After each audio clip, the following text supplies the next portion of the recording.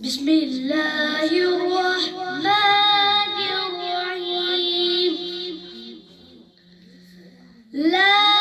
أقسم بهذا البلد وأنت حل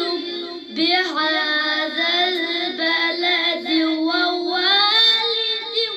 وما ولد وأنت حل بهذا البلد ووالد وما ولد لقد خلقنا الإنسان في كبد أيحسب أن لن يقدر عليه أحد يقول أهلكت مالا لبدا أيحسب أن لم يره أحد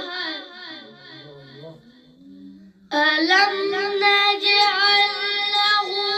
عينين ولسانا وشفتين وهديناه